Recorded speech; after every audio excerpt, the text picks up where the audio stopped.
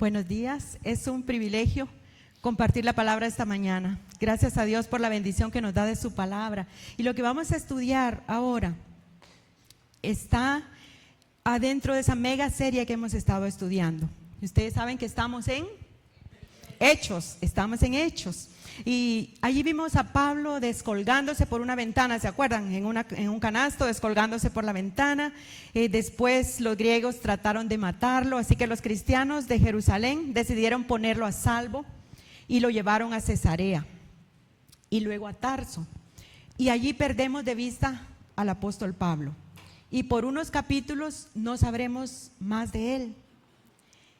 Vamos a estar hoy en el capítulo 9. La parte final del capítulo nos trae de nuevo a un personaje que ya habíamos estudiado. El personaje es Pedro. Pedro esta vez ha salido de Jerusalén y va a visitar una zona por allí, una región. Y así que en 9:33 lo encontramos visitando a un cristiano que se llama Eneas. Lo encontramos en la casa de Eneas. Es un hombre paralítico que vivía en la ciudad de Lida. Y así que cuando Pedro va a visitarlo, él le dice: Eneas, Jesucristo te sana, levántate y haz tu cama. Ese es un texto emblemático para las mamás, ¿no les parece muy bonito? 9:34, Hechos 9:34, recuerden, levántate y haz tu cama. Las mamás siempre, ¿verdad? Bueno, pero es un versículo emblemático para nosotras. Pero ¿saben que al instante Eneas se levantó? A veces no pasa eso cuando decimos eso en casa, pero Eneas al instante se levantó, fue sano, y muchos en Lida y en Sarón creyeron en el Señor. Y esto nos está ya abriendo la idea de que los milagros tienen por finalidad dar gloria a Dios y que la gente convierta su corazón. Esa es la finalidad de los milagros. Pero nosotros vamos a estar ahora, después de este milagro, vamos a estar en Hechos 9 del 36 hacia el final, así que voy a invitarles a que abran su Biblia o que enciendan su Biblia, yo no sé lo que usted trae hoy, pero que busque ahí el pasaje, Hechos 9, y vamos a empezar en el versículo 36. En el versículo 36, como es una narrativa, lo que vamos a hacer es dividirlo en escenas, ¿verdad? Como si fuera un queque, usted no se lo puede comer todo entero, pero sí se lo puede comer en porciones, así que lo vamos a dividir en 4 porciones. No salí como mi esposo que siempre divide en 3, yo la voy a dividir en 4 porciones. En 4 porciones. Y la primera escena, las marcas de un verdadero discípulo. Vamos a ver cuáles son. Dice que había entonces en Jope una discípula llamada Tabita, que traducido quiere decir Dorcas. Esta abundaba en buenas obras y en limosnas que hacía. Hay algunos detalles que quisiera explicar y que están allí resaltados en negrita. Y esta mañana vamos a tener algunos datos. Unos van a ser datos curiosos, otros van a ser datos inútiles tal vez para algunos, y otros van a ser datos bíblicos. Así que hay que ponerle mucha atención a los datos bíblicos, pero vamos a empezar con un dato, no sé si será inútil, pero Jope estaba a 55 kilómetros de Jerusalén. Esa era la dirección donde va a ocurrir esta historia. Hoy se conoce como Jaffa o Haifa y es un suburbio de Tel Aviv. Estos detalles tal vez no tengan mucha importancia para ustedes, para mí tienen mucha importancia porque me demuestran que la Biblia es un libro histórico, que cuando el doctor Lucas escribe, él no está haciendo cómics, ni está haciendo cuentos inventados, él está inspirado por el Espíritu Santo y además está consciente de su entorno político, geográfico, cultural, religioso. Así escribe él y así lo vamos a estudiar nosotros. No escribe en el vacío, en el desconocimiento, no escribe en la ignorancia, como algunos libros religiosos que circulan por allí inventando ciudades, países y situaciones que no han sucedido. La Biblia no está en ese grupo. Entonces, allí en Jope, ya les di los detalles de Jope y ahora vamos con los detalles de Dorcas. Esos son detalles bíblicos. Dice que había una discípula. Antes de esto voy a decirles de discípula. ¿Cuántas discípulas hay aquí? ¿Y cuántos discípulos hay aquí? Qué bien. Bueno, pues era una discípula. Y saben, dice había en Jope. Ustedes saben que había es el tiempo pasado del verbo haber. Quiere decir que cuando él lo escribió ya no había, ya no estaba. Él está contando de alguien que había y dice que era discípula. Este es un dato curioso. Pongan atención. Este dato curioso es que es la única palabra que en la Biblia aparece la palabra discípula en femenino. La única vez. No existe otra vez más. Había otras, pero aquí está hablando de ella como discípula. Y el discípulo en el mundo antiguo, en el mundo bíblico antiguo, esa palabra hacía referencia a una persona que imitaba activamente tanto la vida como las enseñanzas de su maestro. Así que usted vaya sacando cuentas. ¿Soy yo un discípulo? ¿Estoy imitando la vida y las enseñanzas de mi maestro? ¿O solamente soy alguien que ahí voy, por ahí ando? Pero esa es una discípula. Y a mí me parece que al usar esa palabra por única vez sobre ella, es un reconocimiento a esta mujer. Y está diciendo que ella tenía una vida transformada, como lo que Dios espera de cada uno de nosotros. Y ahí están los datos bíblicos. Su nombre arameo Tabita, su nombre griego Dorcas, significa gacela. Y eso dicen algunos comentaristas que hace referencia a sus ojos grandes y brillantes y además a la delicadeza y elegancia. Así que podemos pensar que Dorcas o Tabita era una mujer bonita, una señora bonita. Pero cuando vemos sus acciones, cuando vemos lo que ella hacía, ella era mucho más que una señora bonita. Ella tenía un corazón para Dios. Vemos su corazón hermoso. Dice que ella abundaba en buenas obras. Y la palabra griega allí habla de esmeraba, se esmeraba, ella lo hacía con ganas, lo hacía poniendo atención, se esmeraba en buenas obras. ¿Y qué dice? Gracias. Y en limosnas que hacía, ¿verdad? Y en limosnas que hacía. La Biblia, Dios habla hoy, traduce: esta mujer pasaba su vida haciendo el bien y ayudando a los necesitados. Y Nueva Traducción Viviente dice: ella siempre hacía buenas acciones a los demás y ayudaba a los pobres. Esto nos pone por delante dos temas. Un tema es el de las buenas obras, ¿verdad? Porque dice que ella abundaba en buenas obras. Y el otro tema es sobre los pobres, porque dice que ella hacía buenas obras y que ayudaba a los pobres. Entonces, vamos a pensar en esto de las buenas obras como una balanza. Algunas religiones piensan que las obras son necesarias para la salvación y hay mucho énfasis en hacer las buenas obras, porque son para salvación. Y si quiero salvarme, tengo que hacer buenas obras. Yo recuerdo que yo pasé por un proceso de cáncer mientras vivíamos en Guatemala y el doctor que me atendía en ese tiempo, él hacía muchas buenas obras. Él era de una religión oriental, creo que es. Entonces, hacía muchas buenas obras y ¿saben qué nos decía él? Es para que al otro lado me apaguen un fueguito. Para que al otro lado me apaguen un fueguito. Eso es lo que decía él. Y muchas personas piensan que con las buenas obras vamos a alcanzar la salvación. ¿Cuál es el problema con esto? Que no sabemos cuántas son suficientes, ¿verdad? Si cuando lleguemos nos va a faltar un poco. Pero entonces ese es un lado, como si las dos ideas se movieran como un péndulo. Ese es un lado hacia acá. Y quise traer un péndulo, pero iban a pensar que los quería hipnotizar, así que no lo traje. Pero se mueve como un péndulo estas ideas. Una es: necesito hacer obras para ser salvo. Y el otro lado del péndulo es: somos cristianos. La salvación es por gracia. La salvación es porque Jesús hizo un sacrificio expiatorio por mí, así que yo no necesito hacer buenas obras. Y Dios me pone algo para hacer, no, porque yo ya alcancé salvación, yo no tengo que hacer nada. Y saben que las dos posturas, porque van de un lado al otro, las dos están mal, ninguna de las dos. Lo bíblico es, y estos versículos en Efesios 6, 8 al 10, echan por tierra las dos ideas que van de un lado al otro. ¿Lo podemos leer, por favor?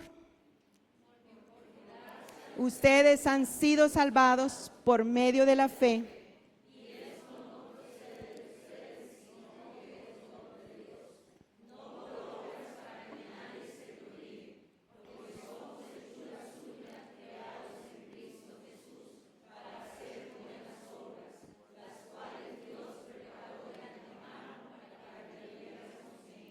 Muy bien, somos hechura suya para hacer buenas obras.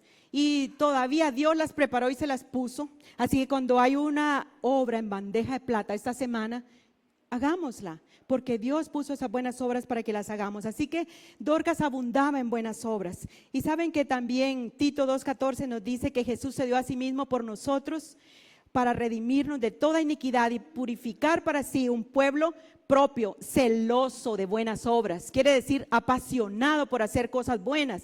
Así que dejemos a un lado lo del péndulo, no estoy allá, no estoy acá, estoy en el centro. Bíblicamente Dios quiere que yo las haga. Ese es un tema que sale aquí. El segundo tema es sobre los pobres. Es un tema recurrente en la Biblia y se dice en algunos círculos que Jesús tomó la opción por los pobres. Y saben que no podemos negar que aquel que nació en un pesebre, que no tuvo dónde recostar su cabeza, Él enseñó, ayudó y nos encomendó que ayudemos, que no olvidemos a los pobres. Y es un buen momento para recordarlo. El Antiguo Testamento tiene un montón de citas y solo les voy a dar una, y si me animo les doy dos. Dice: bienaventurado el que piensa en el pobre, en el día malo lo librará el Señor. Eso está en Salmo 41:1. Y sí, ya estoy muy animada y les voy a dar la segunda. Proverbios 19:17 dice: si ayudas al pobre, le prestas al Señor. Y dice: y Él te lo pagará. Pero saben que había un señor que le decían: Dios se lo paga, mejor si me lo paga usted. ¿Han oído eso? ¿Verdad? Entonces, no, el Señor lo paga mucho mejor. Pero allí dice, ahí está esos dos temas: las buenas obras y ayudar a los pobres. Y eso es lo que hacía Dorcas. No nos extrañemos entonces que el escritor la llama discípula, porque ella sigue las sagradas enseñanzas de Jesús. Ella quiere parecerse a Él. Por eso es una discípula, porque quiere parecerse a su Señor. Y vamos a la segunda escena. A la gente buena le pasan cosas malas. Vean, Dorcas, ya les dije cómo era, tan linda, un corazón tan hermoso, y de pronto, sin ponernos anestesia, el narrador dice que se enfermó y murió. La palabra griega allí de enfermó no es que de pronto cayó allí, sino que fue debilitándose hasta que murió. Entonces dice que lavaron el cuerpo. Esta era una costumbre judía y griega. Este es otro dato curioso. Era una costumbre judía y griega de preparar el cuerpo. Tenía que ver con la purificación de los muertos. Y les voy a dar un dato inútil. En Jerusalén el cadáver se debía sepultar el mismo día, pero en las otras regiones podían esperar 3 días, porque la gente tiene ideas extrañas acerca de la muerte. ¿Se han dado cuenta? En mi país, por ejemplo, la gente piensa que cuando alguien muere hay que poner una vela y un vaso con agua para que se recoja el alma, porque si no el alma va a quedar vagando por allí. Es una creencia. Y ¿saben qué? En Jerusalén en este tiempo había una idea de que el alma quedaba 3 días rondando cerca. ¿Se acuerdan cuando Jesús resucitó a Lázaro y que llegó al 4.º día? Probablemente él quería contrarrestar esa creencia, ¿verdad? Ya de 4 días no lo puede resucitar, de 3 sí, porque el alma anda por allí dando vueltas. Pero entonces, ese es un dato inútil, si quieren, un dato curioso. Volvamos a Dorcas. La colocaron en una sala en la planta alta. Los comentaristas dicen que era un 3er piso probablemente. Qué modernos los antiguos, ya tenían casas con plantas con 3 pisos. 9:38 dice que los creyentes habían oído que Pedro estaba cerca de Lida. Ahí está, que habían oído que estaba cerca de Lida. Entonces mandaron, les voy a dar un dato. Ahí ustedes vean si es útil o es inútil. Ahí está el dato. Lida estaba a unos 16 kilómetros de Jope. Y en la ciudad de Lida, que ahora se llama Lod, allí está el aeropuerto internacional más grande de Israel, en esta ciudad. Entonces, a esa ciudad estaba Pedro. No llegó en avión. Mira, no voy en tren, voy en avión tampoco. Él estaba allí, estaba en Lida y dijeron: Pedro está cerca, ¿por qué no lo invitamos para que él venga? Entonces, saben, no sé cómo escogieron a estos 2 hombres que mandaron. Tal vez como Juan Santamaría, ustedes han oído, ¿verdad? Y dijeron quién y solo todos dieron un paso atrás y él quedó adelante. No sé si escogieron así a ellos. No sé si lo escogieron así. La cosa es que yo pienso que se ofrecieron voluntariamente. Quiero pensarlo así. Porque ¿saben qué? Porque la palabra griega allí es apostelo. Lo mandaron con una misión. Quiere decir que vieron quién podía correr, quién quería ir, porque hay gente que quiere y no puede, y hay gente que puede y no quiere. Pero sucedió que estos querían y podían, así que ellos fueron. No sabemos exactamente cuál fue la idea tampoco de mandar a traer a Pedro. No sé si era para que él dé un mensaje de consolación, de esperanza, mientras llega el sepelio, o no sé si esperaban un milagro, yo no lo sé. Porque el pasaje no nos dice. Ellos mandaron a llamar a Pedro. Y entonces los dos hombres fueron. Ahí van los hombrecitos.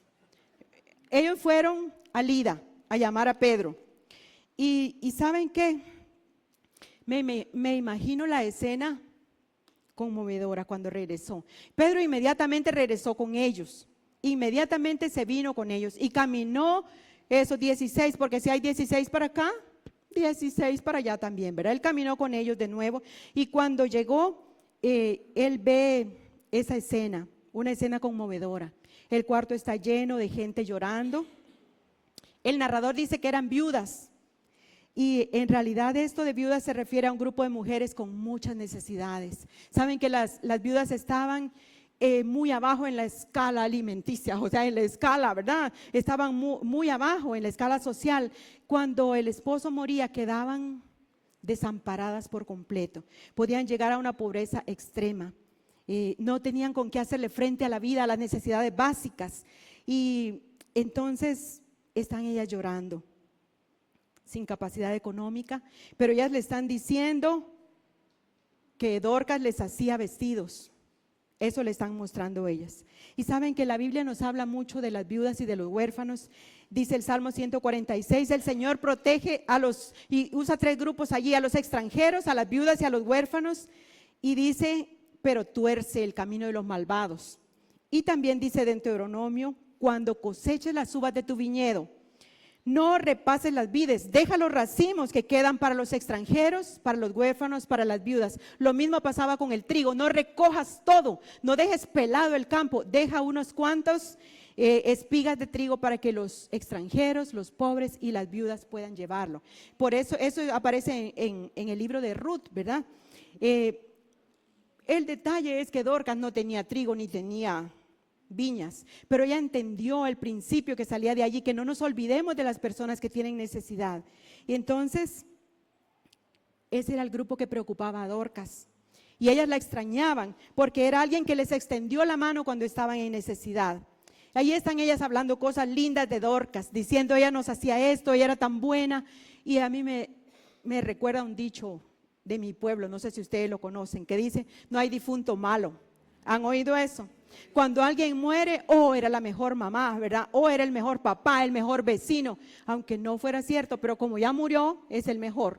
Entonces, se cuenta de una señora cuyo esposo había muerto. Esto es un cuento, o sea, un dato inútil.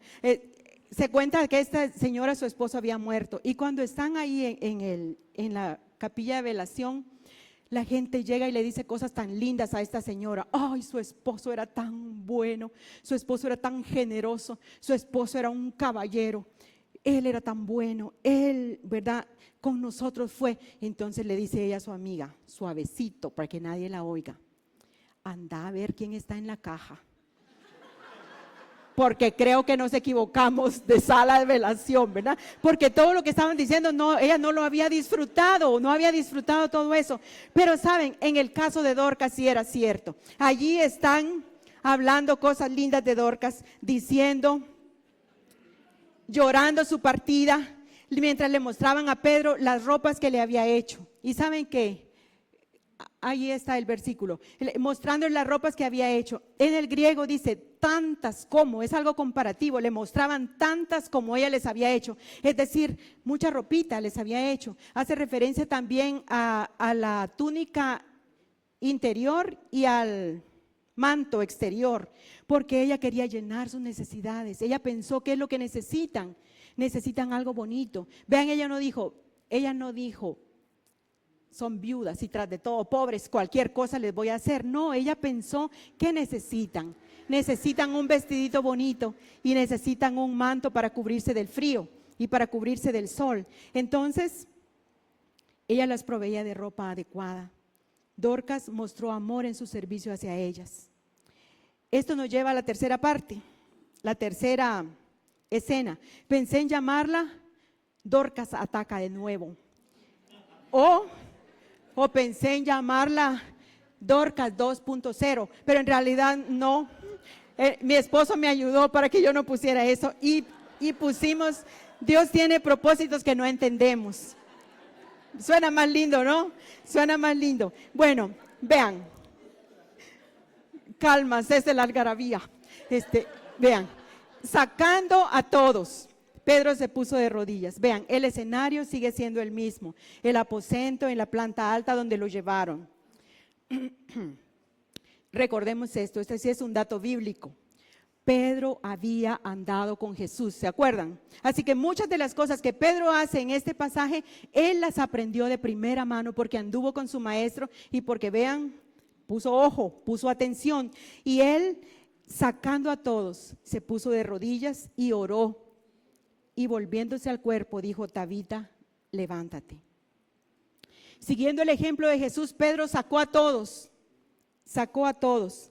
Vea, sin luces, sin cámaras. Solo quedaban Pedro y el cuerpo sin vida de Tabita. No proclamaron noches de gloria. Ups, se me salió. No era un espectáculo. No era un show. Simplemente se arrodilló, sin gritos, sin decir yo declaro, yo decreto. Se arrodilló y oró, reconociendo que el poder de lo que iba a suceder ahora era el poder de Dios, no era el poder de él. Y entonces se arrodilla y ora. Y esta escena nos recuerda a Jesús cuando sanó a la hija de Jairo. ¿Se acuerdan? Sacó a todos y oró. Y la levantó y le dijo: Talita cumi, que traducido es: niña, levántate. Y dicen, eso es en arameo. Dicen algunos comentaristas que si Pedro lo hubiera dicho en arameo también, solo una letra hubiera cambiado. En vez de Talita cumi, Tabita cumi. Así que Pedro imitó a su maestro porque era un discípulo. Y ella abrió los ojos.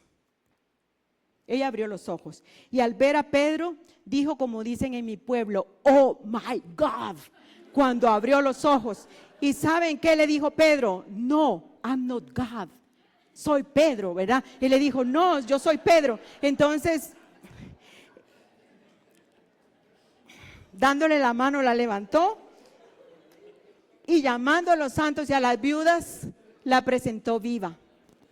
Qué lindo, qué lindo. Eso fue un gran milagro. Estaba muerta y volvió a la vida. Este milagro demostró que Dios tiene el poder para hacer cualquier cosa. Él puede traer a los muertos a la vida. Él es un Dios de milagros.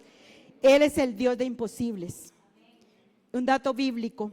Estos pónganle atención. Durante su ministerio terrenal, Jesús solamente resucitó a 3 personas. Imaginen, solo 3 personas. Sí, solo, ¿verdad? Solo a 3. ¿Se acuerdan a quiénes? Porque ya se las dije, la hija de Jairo, claro. ¿A cuál otro que también ya se los dije? Lázaro. ¿Y el tercero? Eso, el hijo de la viuda de Naín. A ellos 3, Jesús no anduvo resucitando a diestra y a siniestra, porque eso era un milagro. El problema es cuando queremos generalizar una acción. Entonces deja de ser milagro y se convierte en la normalidad. De acuerdo a la palabra, saben, si usted es un hijo o una hija de Dios, si usted ya pasó por la conversión, por entregar su conversión a Dios, usted ya experimentó una resurrección. Dice Efesios que estábamos muertos en nuestros delitos y pecados y que Él nos dio vida juntamente con Cristo. Dice: pero Dios, que es rico en misericordia, por el gran amor con que nos amó, nos dio vida juntamente con Cristo, con Él nos resucitó y nos sentó en los lugares celestiales con Cristo, porque para Dios no hay nada imposible. Así que usted ya resucitó y esto nos debe dar esperanza. Y resucitó es que va a una nueva vida, pero hay gente que nunca murió, nunca resucitó y no hay una nueva vida.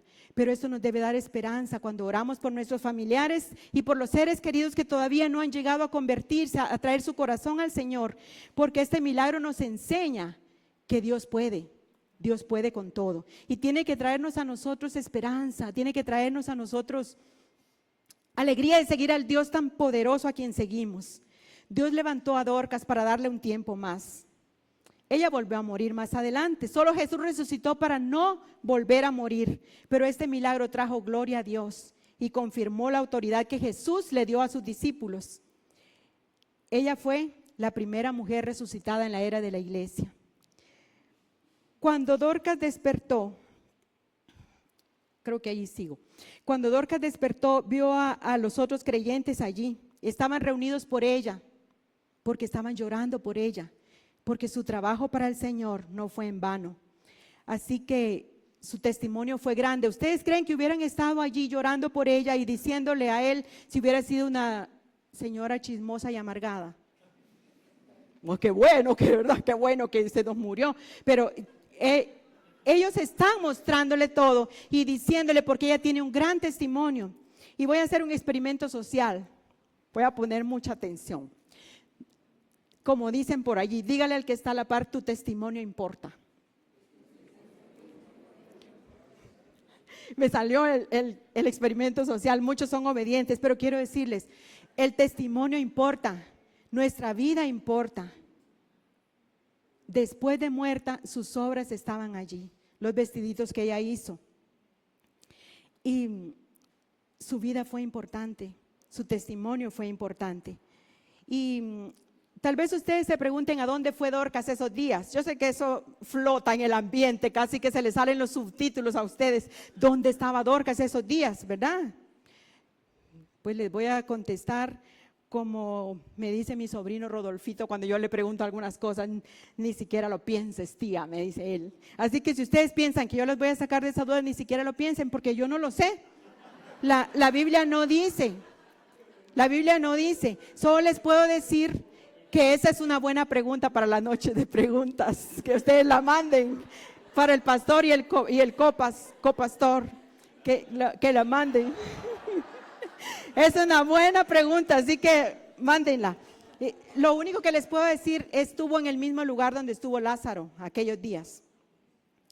No sabemos, ¿saben? La Biblia no dice sobre eso. Tampoco dice que Dorcas inició su ministerio dando charlas por allí, diciendo cómo resucitarte mejor, ¿verdad? Ella no dio un ministerio con esas charlas, ni tampoco pacte y siembre para el día de su resurrección. Ella no anduvo dando charlas, así que no sabemos qué pasó después. No sabemos y quizás no sabremos por qué Dios resucitó a unos y a otros no. No sabemos y quizás nunca sabremos por qué Dios sana a unas personas y a otras no. Es parte de su propósito. Por eso se llamaba esta escena, ¿se acuerdan? Dios tiene propósitos, aunque no los entendamos, Dios tiene propósitos. Dorcas se levantó para seguir sirviendo. Y les voy a decir que no importa si entendemos o no, Dios tiene propósitos. Dorcas se levantó para seguir sirviendo, haciendo buenas obras, haciendo sus dádivas de misericordia. Y el último segmento de nuestra narrativa es un epílogo. Dice que esto fue notorio en toda Jope y creyeron en el Señor. En el Señor, no en Pedro. Pedro no fundó Peter Ministries, ¿verdad? Y no hizo sus tarjetitas diciendo, se hacen sanidades y resurrecciones. Invítenme, ¿verdad? Invítenme. No hizo sus tarjetitas pidiendo esto. En realidad, muchos creyeron en el Señor. Y ese debería ser nuestro papel en la vida, que con mi testimonio muchos puedan creer en el Señor. Y se quedó muchos días en Jope.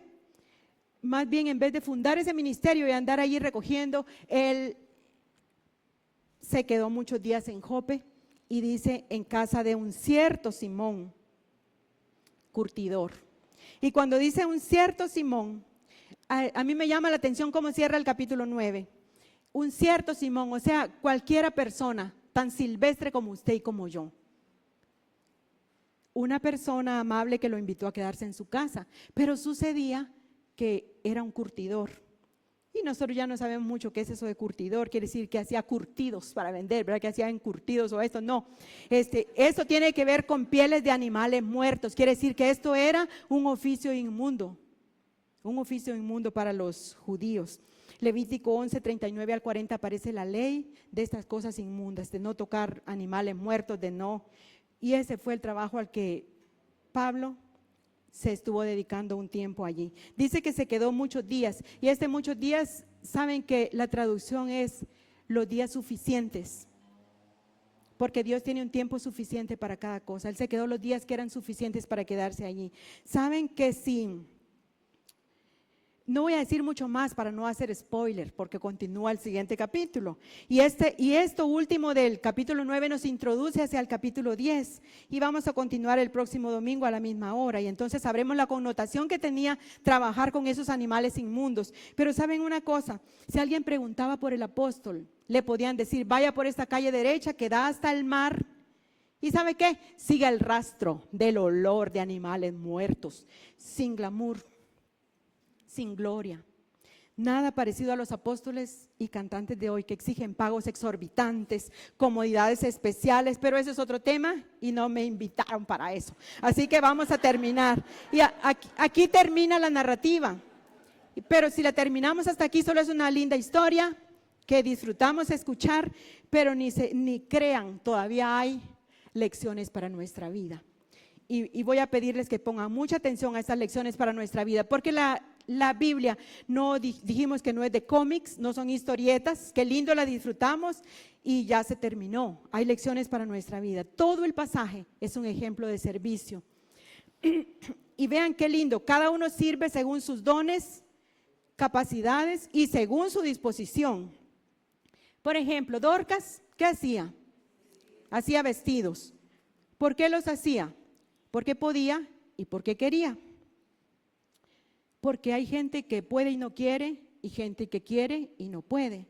Pero ella quería y podía, y ella lo hizo. Eso era lo que tenía. Como se acuerdan cuando Dios le dijo a Moisés, ¿qué tienes en la mano? Y él dice una vara.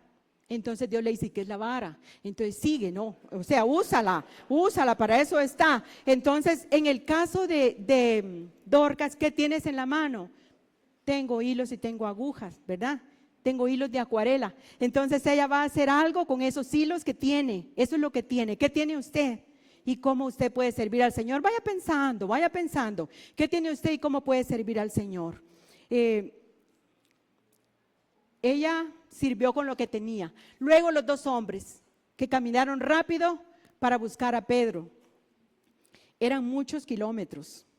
Pudieron negarse a hacerlo, porque servir incomoda, ¿saben ustedes? A veces hay que bañarse más temprano y venir más temprano. Yo solo bajo las gradas, o sea, no estoy hablando de mí, pero hay otras hermanas que yo he visto los domingos en la mañana que barren la entrada para que esté bonito cuando usted venga, que revisan los baños para que estén limpios cuando usted va, y ellas lo hacen con amor. ¿Por qué lo hacen? Porque quieren y porque pueden, y porque hay gente que puede y no quiere. Yo ya había dicho esto, porque me suena como conocido. Hay gente que puede y no quiere, y gente que quiere y no puede. ¿En cuál lado está usted? ¿En cuál lado está usted? Y veamos ahora, Pedro oró por ella y la resucitó. Pedro, guiado por el Espíritu Santo, usó su don de sanidad o don de milagros. No sé cuál tenía Pedro o los tenía los dos, pero él oró por ella. Saben que él fue caminando de Lida a Jope, ¿se acuerdan? Y caminando para orar por una señora que ni siquiera conocía, pero Dios la conocía y Dios sabía que su ministerio de misericordia era de gran bendición. Servir a otros siempre será de bendición, aunque sea sin glamour, sin gloria. Servir a otros será de bendición. La Biblia nos presenta un llamado al servicio. A veces se piensa que servir es cosa de mujeres, que las mujeres debemos servir. Y sí, los hombres también. El llamado al servicio es para todos. Y el mayor ejemplo tenemos en Jesús, Jesús sirviendo. En Mateo 20:28 y Marcos 10:45 dice que el Hijo del Hombre no vino para ser servido, sino para servir y para dar su vida en rescate por muchos. Jesús vino para eso. Entonces, no es un asunto de mujeres. Servir a Dios es de toda persona que ama a Dios y que es un discípulo.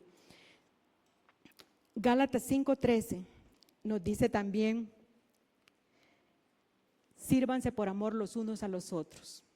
No dice las unas a los otros, sino dice los unos a los otros, que nos sirvamos por amor. Así que, esposos, sirvan a su esposa.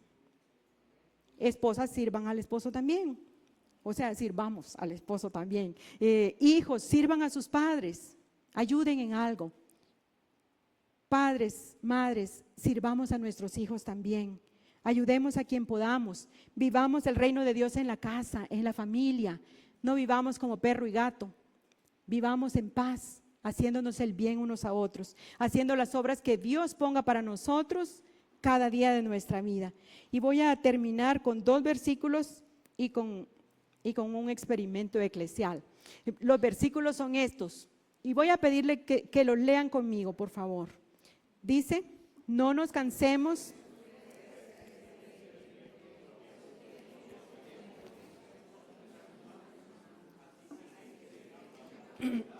hagamos bien a todos y mayormente a los de la familia de la fe. El pasaje, el versículo se explica por sí mismo, ¿verdad? Y este otro: si alguno que posee bienes materiales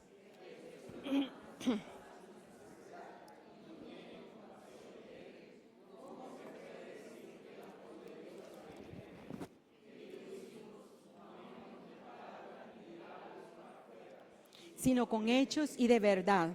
Bien, otro pasaje que se explica por sí solo. Y ahora el experimento eclesial. En la iglesia también tenemos oportunidades de servicio. Hay oportunidades para servir. Y voy a pedir a 3 bellas asistentes que van a pasar, ya están nombradas, una en cada fila, por favor. Ellas están representando al Ministerio de Servidores, al Ministerio de Misiones y al Ministerio de Medios y Comunicación.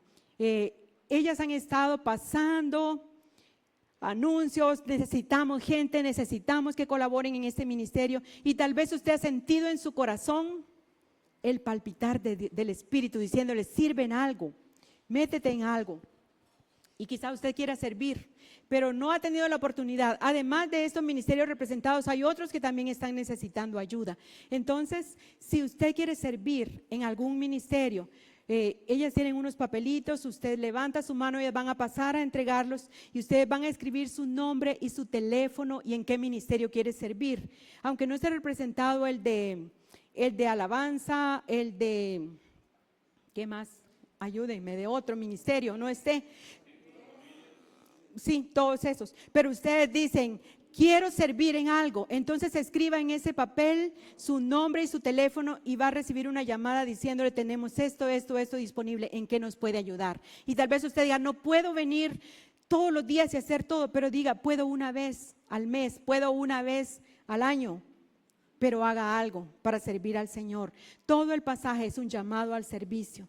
Entonces, ellas van a pasar a los que quieran, levanten la mano porque eso es voluntario. En la iglesia el asunto es voluntario. Pasen y entreguen un papelito a quienes levanten su mano.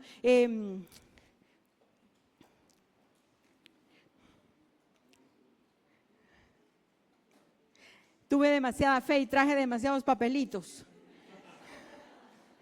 Hay muchas cosas en las que usted puede servir, muchas cosas. El asunto es: usted puede y quiere. Y antes de servir en alguna de estas áreas, primero asegúrese que usted es un discípulo, porque el Señor está interesado en su vida y luego en su servicio, en su ofrenda y en todo lo demás. Primero en su vida, en su corazón. Oremos. Padre, gracias porque tu palabra habla en nuestro corazón. Gracias por esta historia de Dorcas, un personaje de la iglesia, de la primera iglesia. Gracias por cada uno que te sirvió. Gracias por el testimonio de Dorcas. Señor, ayúdanos a tener un testimonio fiel como hijos tuyos, como hijas tuyas, que te servimos, que te amamos, que somos tus discípulos y discípulas, Señor. Queremos caminar contigo, seguir tus enseñanzas y tu ejemplo de vida, Señor. Habla a nuestros corazones, por favor. Bendice a los que se están comprometiendo para servir en alguna de las áreas de necesidad, en alguno de los ministerios, Señor. Los ponemos en tu mano a cada uno, toca corazones y Señor, que esta palabra llegue profundamente, recordándonos que nuestro testimonio es importante, nuestro testimonio tiene un alcance, Señor. Gracias porque eres el Dios todopoderoso, a quien nos das el privilegio de servir, Señor. Queremos alabarte, bendecir tu nombre esta mañana. Gracias porque eres bueno, gracias porque estás con nosotros siempre, gracias porque eres todopoderoso. Te bendecimos en el nombre de Jesús. Amén. Amén.